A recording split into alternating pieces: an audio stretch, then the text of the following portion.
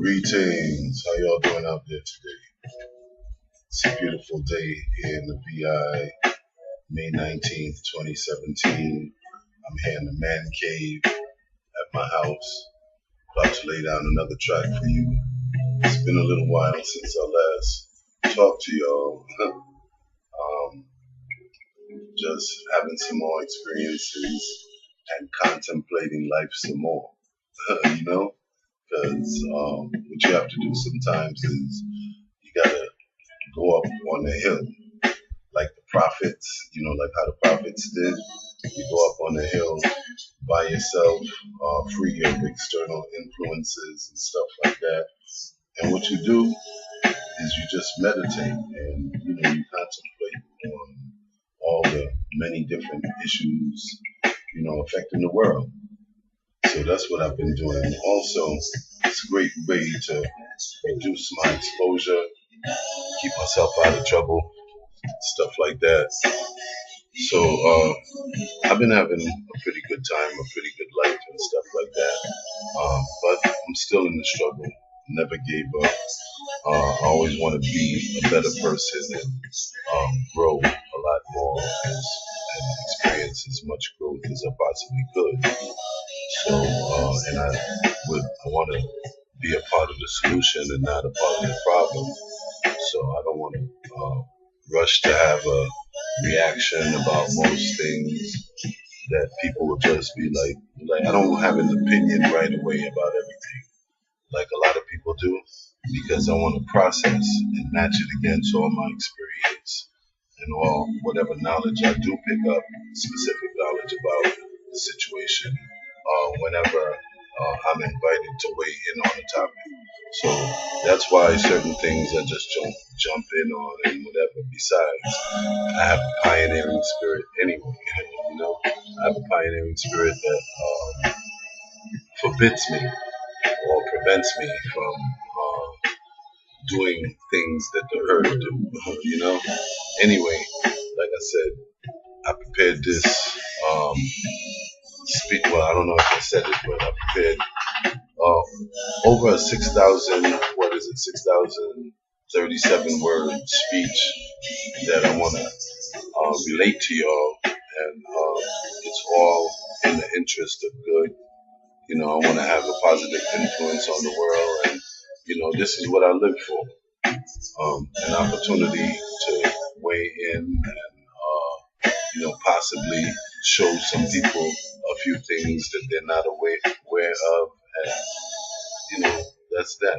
Anyway, without any further ado, welcome to my blog, an ongoing commentary of how I, as one individual, see the world and what we, the good people who believe that we're good, could do to make the world a better place. So this is how to start an honest resolution and rebuild our world at the same time. Part one. Let me begin. Greetings. Guess what, y'all? I'm back. I am Fear None Everlasting, President and only member of the Universal Intelligence Agency and the physical manifestation thereof. A one-man organization with only two objectives. One, to make the world a better place or help make the world a better place by first and foremost not being a part of the problem. And two, to use whatever resources available at my disposal in a constant effort to work towards the edification of the African family through the use of the widespread dissemination of knowledge relevant to the accomplishment of said objective. I'm not anti anyone. In fact, I'm pro everyone, but I do confess that I have a natural affinity for a particular type of human being over all others. These people are commonly known as black people, and I make no apology for this. I did not become who I always thought that I am on my own. I had help. I'm the product of many different variables. For example, one, my upbringing. Because though it may be considered similar to many other people's upbringings out there, my experiences are unique and not exactly similar to any other person's experiences out there. Naturally, the way I see things are going to be very different from every other person out there. My culture, this is two. My culture and the culture of the society as the whole, as a whole, and all cultures that I come in contact with. And though we may all live in the same society, whatever society we live in, our ways of life are all completely different because we're individuals. My education, three. I was socialized into obedience, and I realized that this was the case at a very early age. And as a naturally rebellious person who asked questions that no one seemed to be able to answer properly, I was forced to realize that I was responsible for my own education if I ever really wanted to know anything outside of what anyone was willing to teach me. The more that I questioned things, the more those questions landed me into trouble. The way that society is designed, you would think that I would just stop asking questions and begin to go with the flow, like it seemed that everyone else was doing. But nah, not me. This only piqued my curiosity even more. I had to find out what was being hidden from me. So, during my studies that I believed that was leading me to the eventual truth of all things, like that information even exists, I was cast into a sea of and thrown a lot of curveballs by which to navigate through. I was taught many different things by many different people that I trusted on many different subjects. I eventually began to discover that the majority of these individuals were and are not credible sources of information. Therefore, I should not do as they do or suggest. I have chosen to break free from the herd and manifest my own will into existence through hard work, effort, and determination. I have chosen to try to become my own best version and try to inspire others to do the same, no matter who they are. This means that I cannot be hating on others for any reason whatsoever anymore. The world has taught us all who are rebellious to rebel in a certain way. And I can't do that anymore because I have come to the realization that I'm not like everyone else, like I said. After spending a little time with other people that I found to be rebellious, I discovered a few things. I discovered that these individuals are, in all cases, rebelling for reasons completely different from mine. Their approaches to life are different, and their means of settling disputes are different from mine. The eventual end game of their rebelliousness has not been completely thought out, nor is the process by which to bring about the change which they seek to occur. They constantly blame others for their own shortcomings in life while refusing to be accountable to anyone to which they have made agreements with or to take responsibility, forgive me, for any wrongs that they may have perpetrated upon another person. Their apparent lack of honor is evident in the way they live their lives. I could go on and on with this, but no need to beat a dead horse. It took a while, but I also found out that there are many types of people. For example, just to name a couple, there are producers, and then there are people that like production but not to produce. In other words, these people like to benefit from the work of producers, but they never produce anything themselves. I'm a producer. Yeah, I talk, but look at the way I live my life. I'll walk the walk that I talk. So, to conclude on this topic and to move on, I'm about to say something that a lot of people are not going to like, but what the heck, that's what I'm all about, right? We all Africans, right? I'm talking to all of us who could fathom this statement, who's capable of fathoming this statement, because there's one human family. By this, according to what I know, people who look like me, or perhaps much darker, are the known progenitors of the human species. That being the case, all other species are mutations or variables of the original mole, including myself, if that would make some of you feel any better.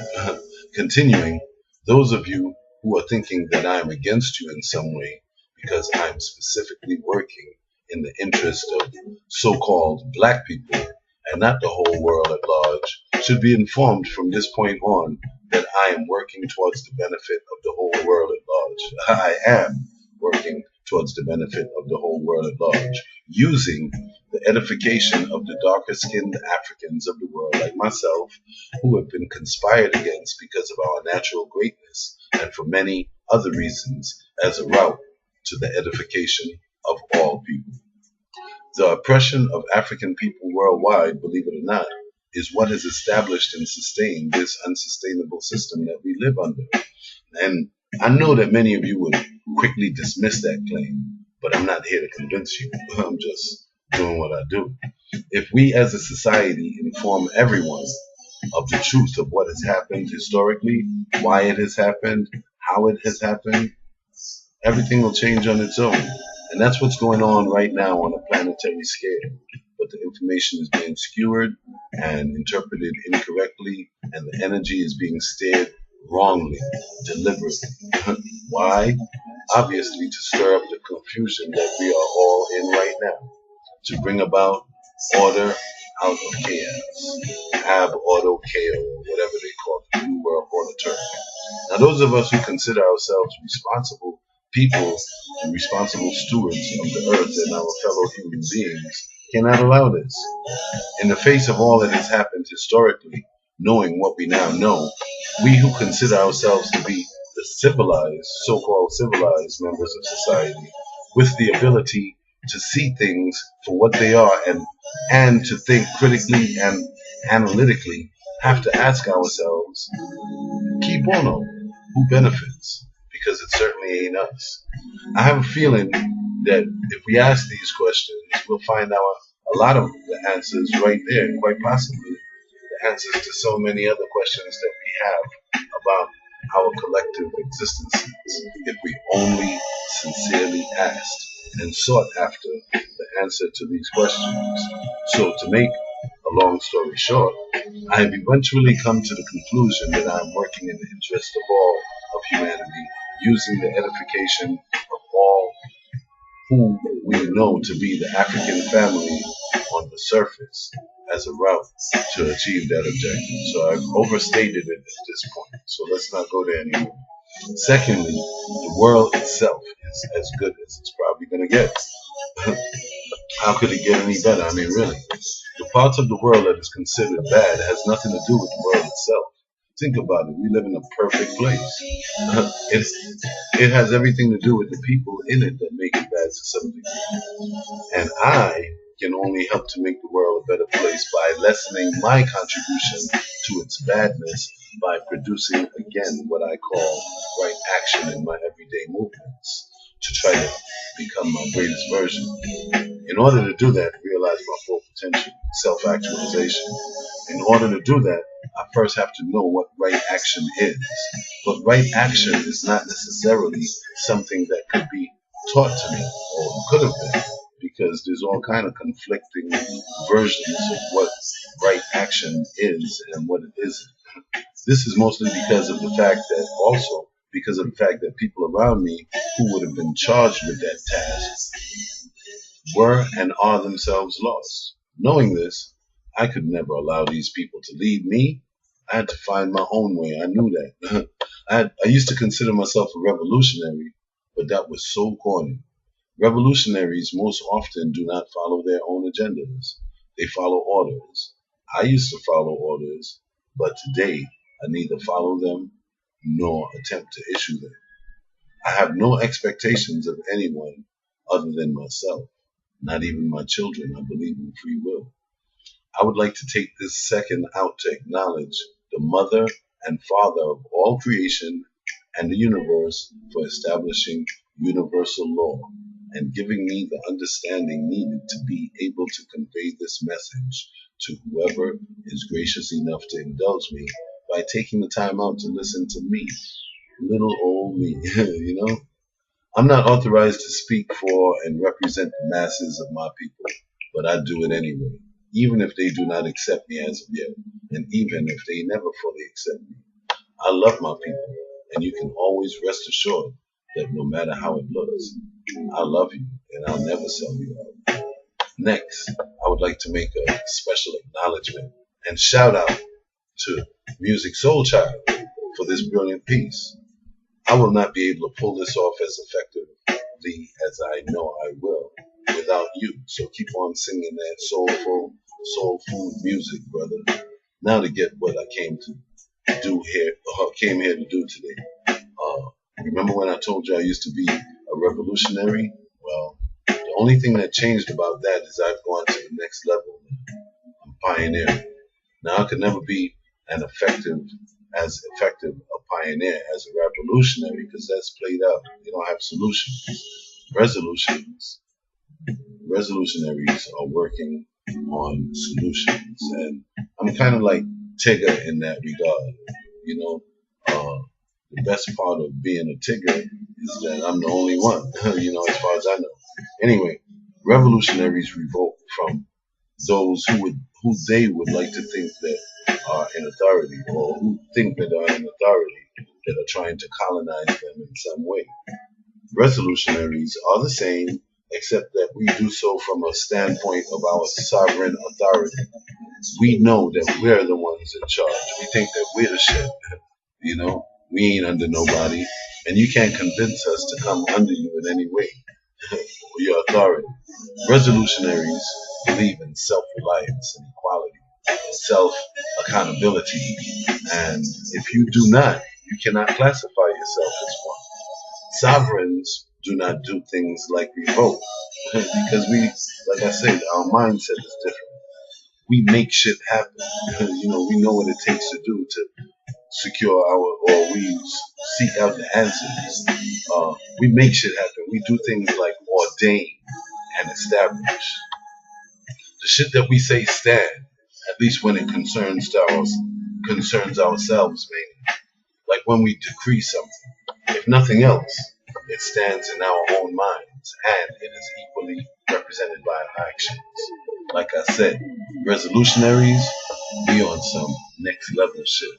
As a resolutionary, I stand alone and I'm in this world but not of it because I've already had my fun. I had the best of what life had to offer. So much fun, trust me.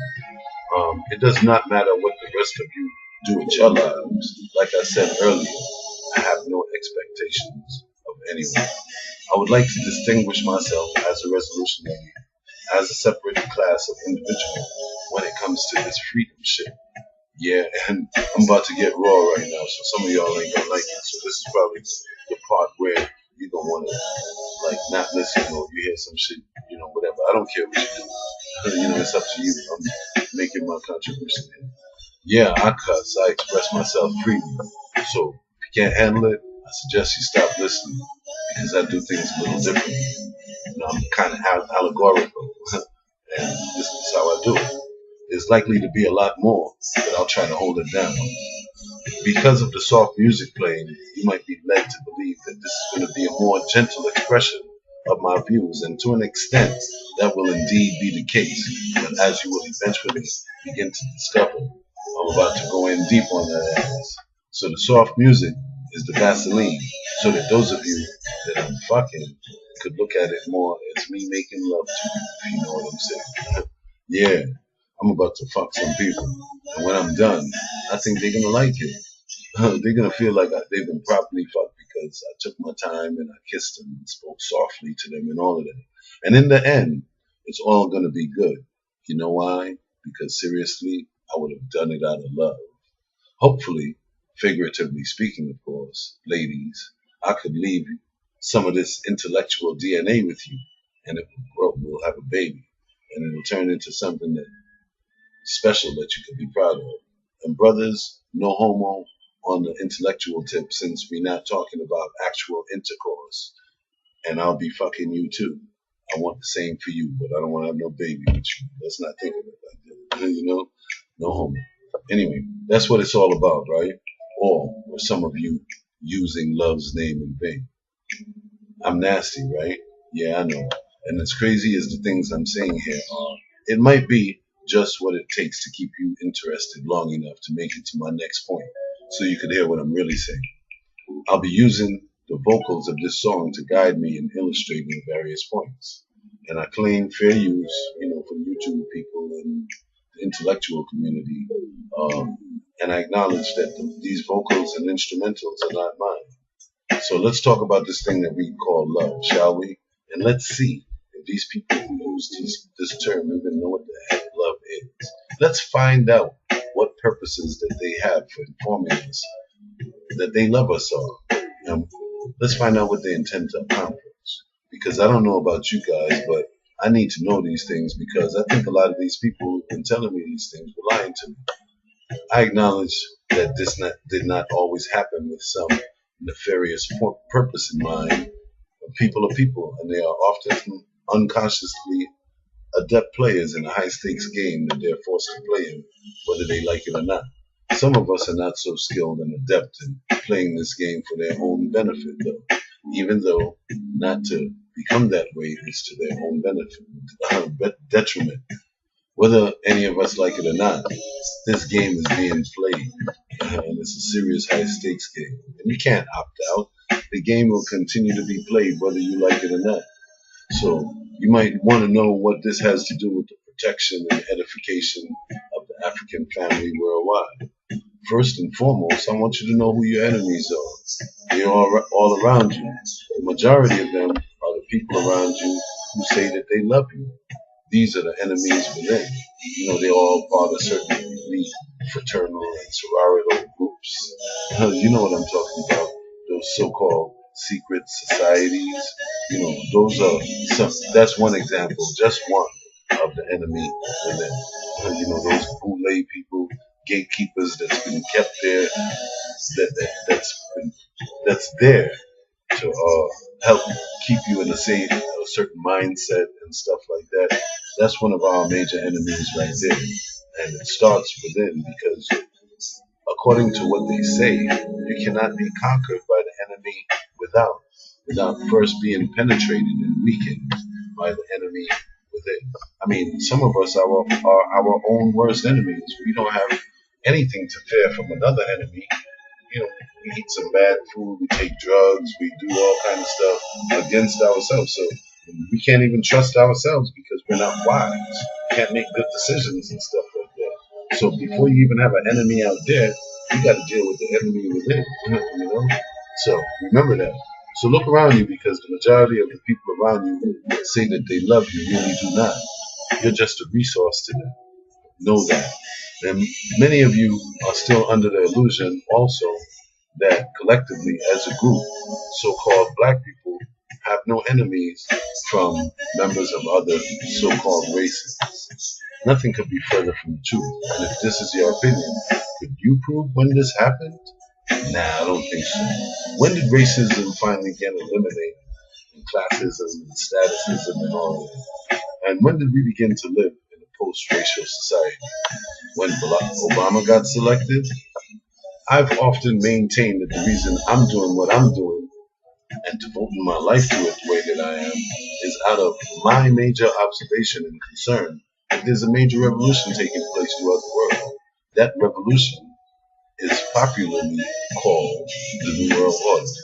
Now, it's pretty widely known as a plan by the elite to centralize the entire world's government and economic institutions and enter one great big homogenous block, which, believe me, isn't a good thing.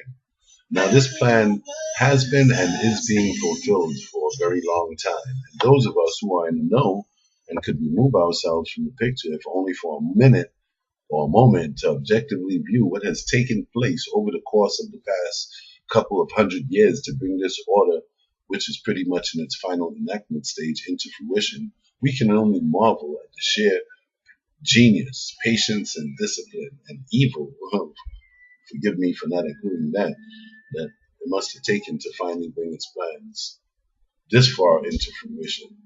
These motherfuckers are the world's baddest gangsters, real mafia.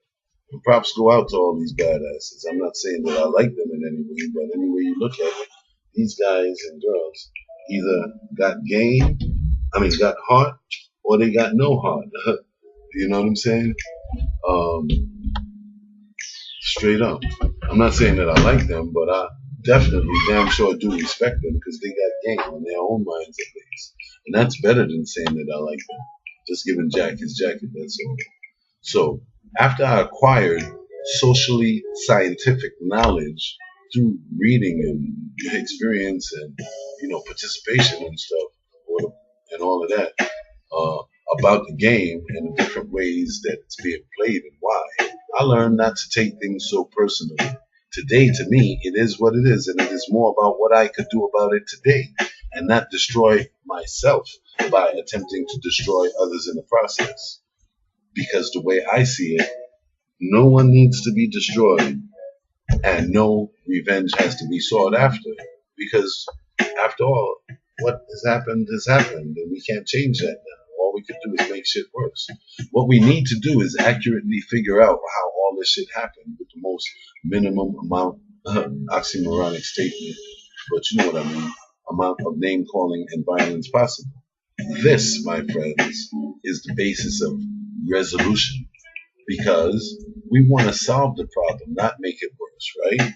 In the end, we want solutions to our problems, don't we? Or do we want to continuously talk about the problems in ways that are disturbing to anyone continuously subjected to these arguments? Whether the people or persons doing the accusing is right or wrong, I think we all know that very often the point gets lost in the presentation. I think we all know that. And if things were presented properly, then maybe, just maybe, the attempted communication will not fall on deaf ears, so to speak. Look at what's happening with North Korea, Donald Trump in the nuclear situation. Donald Trump apparently did not know who he was dealing with. He supposed the wrong thing and tried to bully the Korean dictator into compliance with his terms, and it didn't seem to work. Imagine that. The American dictator tried to bully the Korean dictator. Funny. The answer was diplomacy the whole time, as he's now quickly beginning to learn. And these guys and girls who play the game got a lot of game, but if everyone around them upon which the game is being played were equally informed and adept in playing the game and knowing and using its various strategies, they would be significantly less effective, the elite, in dominating the masses. They use subtle but very effective tricks to dominate the world landscape, like passive aggression, provocation, political maneuvering, secrecy, etc. Secrecy is the big thing because once everything is exposed, well, people, once they know what you're doing, they're not going to let you do it anymore. That's what's happening now. So if you're one of the people doing these things, you should be mad at yourself for being that way and not mad at me for exposing it. Feeling me? Today, as one who plays the game myself, and as someone, and as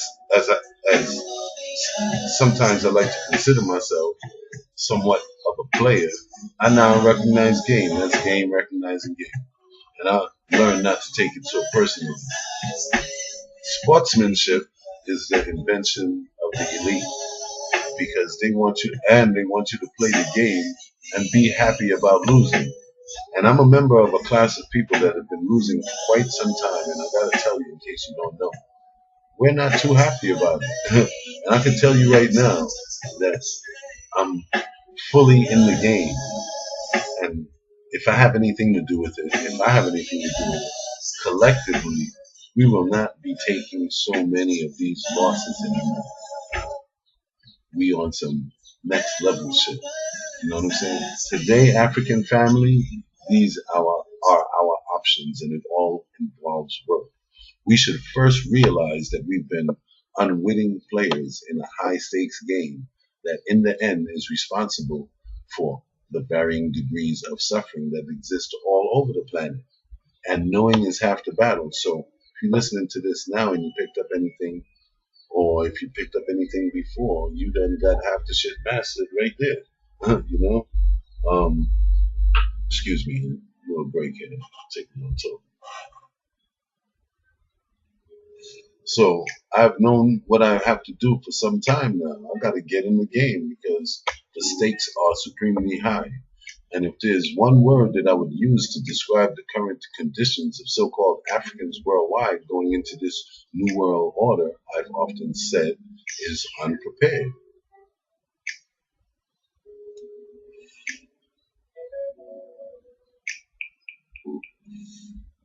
There's a lot at stake here, and this is my why. And judging by the patterns that I've seen, our people are supremely unprepared to enter this time period and experience growth in all the significant areas of achievement that all human beings should hope to attain.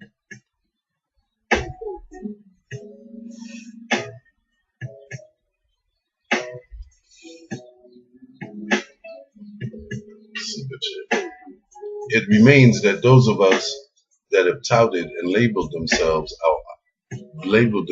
as our leaders, don't make me laugh, that's for another day though, are not in a position to lead us out of the problems that we collectively face. Heck, they cannot even fix their own problems. And in my opinion, if you cannot fix your own problems, you certainly cannot call yourself claiming to want to lead me because we have the same skin color. But that's ridiculous.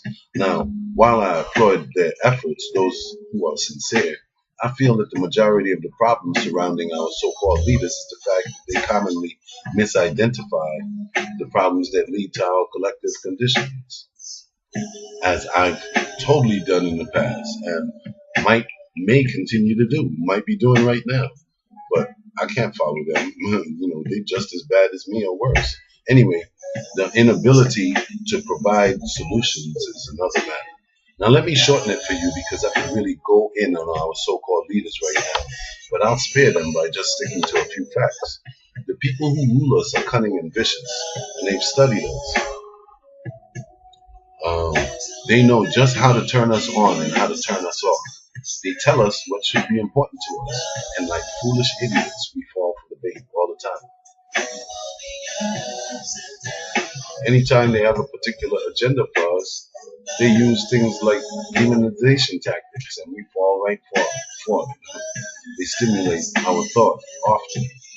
They even taught us how to resist through protest. Like the way we protest, like go outside and say, we shall overcome, and we march and shit like that. They taught us that.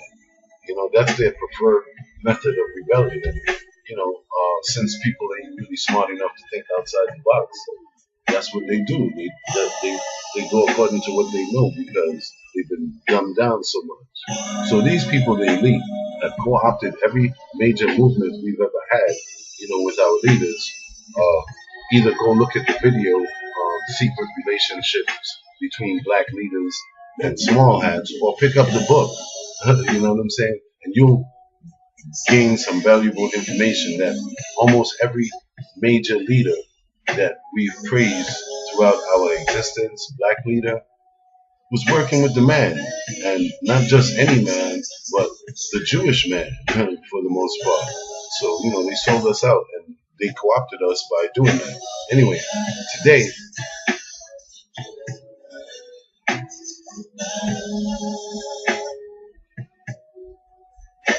today, I announce, and you need to pay attention to this part because this is, some bombs I'm dropping right here.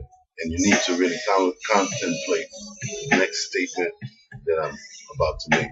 Today I announced that the most effective movement that we could have is the movement of the individual, the rebel, who in and of his or herself could not and cannot be penetrated by any colonizing force that attempts to do so. I'm talking about the individual nonconformist who, above all, knows his or herself and is comfortable in his or her own skin and accept his or herself fully, and the decisions that they make and are making pertaining to the well-being of themselves and the people that they are charged with the responsibility of, the people that they care about, and the willingness of those individuals to stand by those decisions regardless of who says otherwise, unifying with characters of like mind. That's the single greatest weapon against world domination. and this white supremacy thing. So there you have it, folks. Because the key to this whole shit is individual. Like you got to represent your own shit seriously. If the system cannot penetrate a single individual, then how they gonna penetrate the masses? So you got to have that confidence inside of you, and you got to build your knowledge base, and you got to become familiar with universal law, and you have to grow within yourself to become cooperative with others and respectful, and you have to grow a conscience or develop one. Um, if you truly want to see this world become a better place, if you want to start an honest resolution, you want to resolve the problems of the world, or you want to keep talking about it. So there's your answer. And if you never get anything else from anything that I've ever said, or anything that I'll ever say, get that, please. Now, we clearly living in a time when the powers that be feel that they're ready to deal with us definitively, once and for all. And we better make sure we don't fall for whatever traps they set out for us. For example, police are killing us like crazy everywhere with impunity. What's up with that?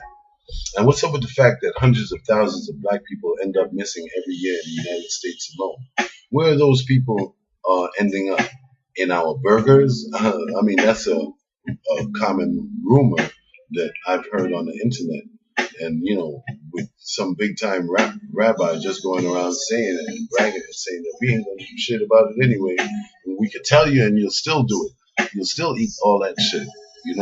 So, anyway, and also, here's something interesting. The other day I was on Facebook and I checked out that some Hasidic Jewish dude was harvesting black organs in America and sending them over to Israel, saving Jewish lives. Why don't he take it from the Jews all over America, all over the world, or whatever? So they targeting us, man. And I don't care if we stupid enough to do it. You know what I'm saying? That's just like blatantly taking an advantage and stuff like that. That's just fucked up, and it shows you what the mindset of these people are. Anyway, what about the so-called or the disproportionate so-called black incarceration rate? Now, all these things that I'm saying, I'm not politically correct, and the way that I say it, I'm not politically correct. So don't ever expect that to me. From me, and don't let the soft music fool you. Like I said, I'm gonna fuck some people. Don't worry though, I don't want to hurt you, and I'm not gonna rape you with your consent.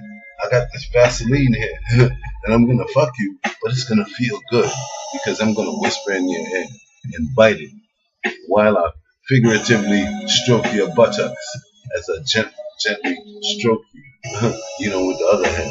Anyway, seriously speaking though, y'all other ethnicities, y'all are down with it too.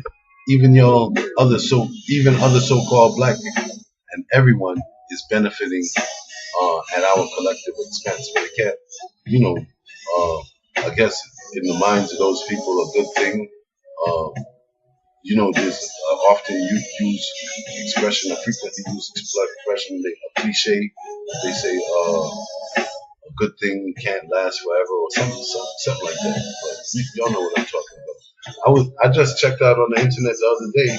They had some Haitian dude hanging, dude, in the Dominican Republic, and of course, the caption read that the Haitian dude was hanged because he was black by the Dominican guys. And what I have to say about that is that's fucked up, man. Y'all ain't better than us because you light skinned and you speak Spanish, and you are us. You come from us. So learn your history, you dumbass. If that's, I'm wondering if that's like the prevailing mentality among most Latinos, man. Spanish is a language, nigga. Wake up. It ain't a ethnicity or anything like that. Find out who you are. But a lot of other, this may be cool with a lot of other so-called black people, but not me. And there's really nothing that I could do about it except fuck some people back, like what I'm doing right now. I call it fucking through exposure. I've studied history, and today I look at the present regarding the collusion of all other races on the planet to destroy and humiliate my people, and why? As a natural consequence of this, I've become disgusted at what I've learned and what I currently observe on a daily basis. And even though I feel that way, I don't let that change me, because the world at large may not see the divinity in me, but I sure as heck see the divinity in each and every one of you, regardless of the pressure that I am influenced to feel from my peers, because they think that you know, loving people of other ethnicity is being a traitor to them on some level. You know what I'm saying? I'm an individual, and I believe that people are individuals and people are people. And I believe that the majority or a great deal of the people of the world are beginning to realize the mistakes that their foreparents have made, and that they at some point are or could fall into the traps that what have you. They know about the influence, they know about the elite divide and conquer strategy. This is something that I learned on my own. I was even watching something from Justice League 2017, a movie which is incredibly sinister and dark. It's a cartoon, but I'll analyze that another time. But basically, what I'm alluding to is there was a character in there named Ares, and as we know, Ares is the god of war. And what happened was that he happened to make reference on two occasions within the same movie that he feeds on dissension. You know, like the dissension of people. Like that's actually like a food source to this guy. You know, so he'll promote little wars here and there. You know, and that's actually true. You know, this is actually like a spiritual reality, that there's a coherent negative force out there feeding upon our dissension. And now that I know that, even seeing the things that manifest before me on a daily basis, and instead of looking at the individual who perpetrated that wrong doing against me, looking at that person in an adverse way, now I'm looking at the force behind it. It's what you call, many people make the reference, they call it a urge, a demi-urge, you know? And this is I've heard different versions of many different things, but I'm inclined to believe that on some level. So what I'm saying, now that I know what I know, now, I'm inclined to not let it get what it wants, and to try my very best to see things as they actually are, and to leave ego out of my decisions, and you know, like the pain that I felt in the past or whatever. If I feel that if I want to truly be a part of the solution and not a part of the problem, and help other people to come to those conclusions, then I have to look at each individual situation, and and examine myself in real time and process all of these things. And I might not have to act quickly. I might have to in some cases, and be willing to stand by the decisions that I made. You know. But anyway, during the course of my little 48 years on this earth, I've had the privilege of being able to meet and hold hundreds of babies from many different ethnic backgrounds. And to this day, I cannot ever recall meeting an evil baby. Not one evil baby, but look at who these little motherfuckers is coming out of. How could that be? You know? So my contention is that people are born good. We're born perfect, but we pick up bad habits along the way for many different reasons. And what I'm asking the people of this world to do from this point on, if you feel it's within you, you know, try your best to be your own best version and do things that I spoke of earlier. Now, I don't hate anyone, and I don't support anyone who supports hate. That's why I be by myself all the time. That's why I stand alone, because I want to generate good vibes for my own sake, because I know about universal laws and stuff, and one of them being the law of attraction. So I also want to stand in truth. That's another thing. And for a long time, I didn't believe that I could do both, but now I know I could. So I'm gonna wrap this up, but first I have to say a few things about love, and to use the words of this song, like I said I would do, to support my claims. Like I said, the people around you, for the most part, they don't love you. You're just a resource to them. The people around you do not even know what love is. Love is for real, but it's also a weapon that could be used against you. It's the strongest force. Ask yourself who it is that you truly love and see if that person has the same love for you demonstrated through his or her actions. And in the end, whatever answer you come up with, ask yourselves again if it is worth it to continue loving these people in the way that you do, because you might have to make some changes in the way you do things from now on after having been given this insight. So now I'm going to switch to the vocals and paraphrase, sing along and do some bullshit um, as I as I go along and try to stress my points. So please indulge me because I'm about to wrap this up soon. Thank you for your indulgence if you made it this far. You know what I'm saying? Um, so this is the vocals to the words to the song "Love," and is that it? Shit, I thought I started it. Yeah, this is the vocals, and I just want you to kind of try to feel what I'm saying. Like, think about what I'm saying as you listen to the words, and I'm gonna stress some of my points too as we go along. I Now for some reason this thing ain't playing. Did my computer freeze? Oh, what's going on?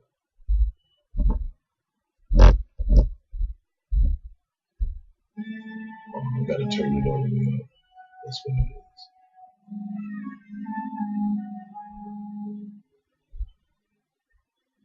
Love, so many things I've got to tell you, but I'm afraid I don't. Cause there's a possibility that you look at me differently. Love. Wait a minute. What did he just say? He's got a lot to tell you, but he's afraid to let you know because there's a possibility that you look at him differently. Is that real love? A love that once you express yourself as candidly as you could, turns around and looks at you differently. I mean, what part of the game is that? I mean, I could kind of fathom that on one level, but because of what love claims to be, you know, that's what I'm kind of pointing out right now. I just want you to think about that. Go ahead. Ever since the first moment I spoke your name, from then on I knew that by you being in my life, things were destined to change. Oh, wait a minute. Boy, were you wrong. You from the first moment, I guess because of the way it was spoken to you and stuff like that, and people falsely led you to believe that things were going to change. But as you obviously began to discover somewhere along the line, so many people use your name in vain, and those who have faith in you sometimes go astray. It's 'cause love, so many people use your name in vain. Love, those who have faith in you sometimes go astray. Love, through all the ups and downs and joys and hurts. Love,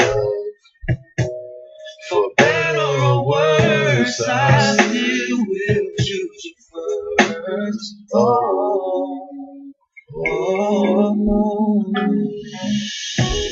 Okay, so that's enough of that. I'm gonna go back to the instrumental now and finish this up, and then talk about it. All right, and then of course bring volume back down because that's too loud. That's too low, or maybe not.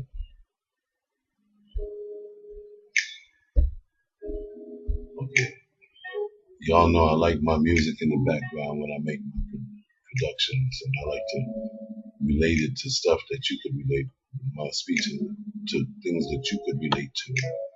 You know, I'm not here to entertain you, but at the same time, I'm here to kind of edutain you. Anyway, um, the first time you heard Love's name, if you think back, it was probably when you were in an incapacitated state, meaning you couldn't do anything for yourselves. People had to take care of you. These are the people who defined what love is to you. And sadly, these people probably didn't know what love is themselves. Hence, this is where your problems in life, in terms of your perception of what life really is, probably began. And if you're like most people, you eventually became disillusioned, like I did, about what love really is. So let me share a few secrets with you. You cannot know what love is, and you cannot even fathom who, if you cannot even fathom who you are and your relation to who you and the other people who inhabit this plane are. Notice I said plane and not planet. Love is an abstract concept, and at the other end of the spectrum is a concept called hate. In between, there are other varying characterizations of these two concepts, and you cannot truly know what love is without knowing what hate is. And the same is true about good and evil and other abstract concepts. And if you've been filled with the experience of only love of your entire for your entire existence, and then somehow become acquainted with the likes of those who are considered evil, it is only then that you can say that you know what love is, because it is only then that you can fully begin to embrace the concept in its entirety. Until then, you haven't arrived. It is only then that you could say that you know love, because your testing begins at that very moment that you become acquainted with hate. This is the moment that others find out who you really are and what you're made of, because you now have choices. And given the right circumstances, a loving person could become hateful, and vice versa. A loving person may choose to become hateful out of necessity. And very often, all it takes is a shift in perspective to enable one to step out of his or her so called square. Self preservation, as we know, is the first law of nature. Even those who are considered loving will do some very unexpected things to preserve themselves, even though they may truly love you. Therefore, for better or worse, they may not choose you first. Knowing this, I don't get caught up in all that bullshit about being loving all the time. Sometimes shit has to be hate. Take evil, for example. If I were to hate anything, it would be evil, but I cannot even do that because sometimes evil is necessary. In fact, I'm part evil. We're all a combination of evil and good in all of our deeds, because sometimes we do good, really good things that some people consider evil. And if you don't believe me, ask the God of the Bible. He's the most loving and yet the most evil entity that I've ever heard of.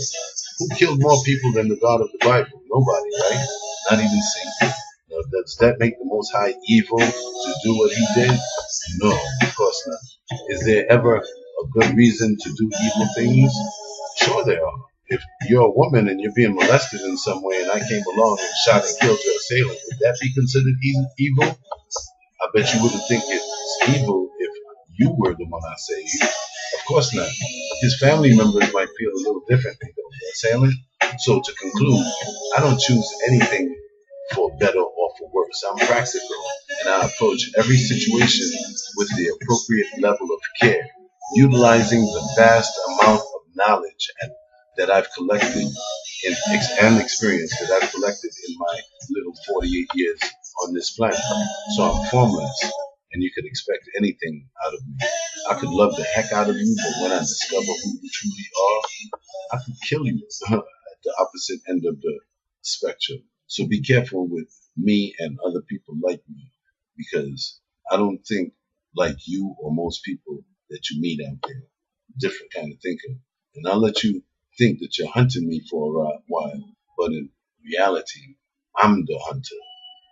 This is the mentality that I've coined as the top shotter mentality in one of my earlier correspondences. Because while I know the difference between love and hate, and good and evil, I've come to the conclusion that I have to know when to be any of these things as the situation calls for it. In fact, I'm going to hit you with a little quote by one of the philosophers that I study, Niccolo Machiavelli, the prince, medieval prince. Anyway, it goes like this. Any man who tries to be good all the time is bound to come to ruin among the great numbers of men who are not good. Hence, any prince who wants to keep his authority must learn how not to be good and to use that knowledge or refrain from its use as necessity requires. End quote. So what I'm trying to tell you is that, practically speaking, I assume formlessness, and there's no predicting my moves, especially as I grow more conscious and I take back my power from anyone who has ever taken it away from me or attempts to colonize me in any way presently. Now, if you think there's something wrong with me for thinking this way, again, why don't you ask the Most High why he killed all those people in the Bible? And they say that God is good all the time. Where they get that from? You see, things are not as simple as the people who have taught you your values have made it out to be. Life as we know it is complex, and as it turns out, we are complex creatures. So I say these things because as perfect as we aspire to be, but don't work towards, we are not quite where we want to be yet, universally speaking, of course. The illusion of us bringing a better world to live in, of us bringing in a better world for us to all live in, will continue to be ever fleeting, if certain prerequisites to ensure its materialization are not met. Now, while we could ponder on the truth or the lie of all the things that I've just spoken, the ultimate fact of the matter is that reality continues to be what it is. You can't escape that. This correspondence is not really about love, at least not love alone. This correspondence is about resolution and trying to make this world a better place through the promotion of some type of understanding of the many types of challenges that we are facing in the world today that are somehow holding humanity back. And the idea of love, the way it is promoted, is one of the things that needs to be made clear in the minds of people. Now, I know what you're thinking. I just said that I'm going to talk about love as though it's one of the things holding people back from our advancement in this existence. It's just one of the weapons. That's how I'm describing it. First off, yes, I did pretty much say that, no doubt, but not necessarily in the way that you, the listener, might be thinking. Love is indeed a good thing. It is one of the strongest forces in this world, and what you, the listener, ought to be concerned with is that if it were possible to harness the power of love, could it be used as a weapon? Could you conceive of that? And if it could be, is it being used as one of the most powerful, malevolent weapons on the planet today? A weapon of mass destruction. Far-fetched? Well, let me ask you something. How many people have done the most mean and awful things to you and then turned around and told you that they love you? Huh? How many? People that say that they love you aren't supposed to let harm come to them, are they? They certainly should never inflict harm, correct? Yes, very often they do. What is love, and how did you come to the conclusion that you have about what you think love is? Did you learn about it in school? Did you learn about it in the Bible? Did a significant other define its meaning for you? Is it something that you just know about? You see, I'm concerned with all this love shit. And I've been concerned for some time that whenever someone tells me that they love me, usually on some level, something bad is about to happen to me down the line. I got to let down my guard, in order to let them love me. Google defines love as an intense feeling of deep affection. And according to this definition, love must be a noun, which means it is a thing because we could touch it, we could experience it, we could feel it. So it must be real. According to what we know for a fact, love must also be a verb because you could do something with it or not. You could either love or take away the love. In this way, that's how it becomes possible to comprehend how love could be weaponized. In conclusion, that's it. That's the point. Love is one of the greatest things in the world to experience and practice, but you got to know who to have love for and who to receive it from. And you'd be surprised at the type of space that people who tell you that they love you and that they have your best interested heart are coming from. Be discriminating in this regard. Do not ever let anyone tell you any different. If they ever do, ask them if they love evil and if they would ever discriminate against it, and listen to the ridiculousness they utter. And you will have the answer to whatever question you might have if there was ever any confusion. That's it for today. This has been another general, fear none, everlasting presentation, and I thank you for your support by way of your indulgence or in any other way. In final conclusion, I will say what I always say. Right on to the real and death to the fakers. Justify your existence or die like a punk. One.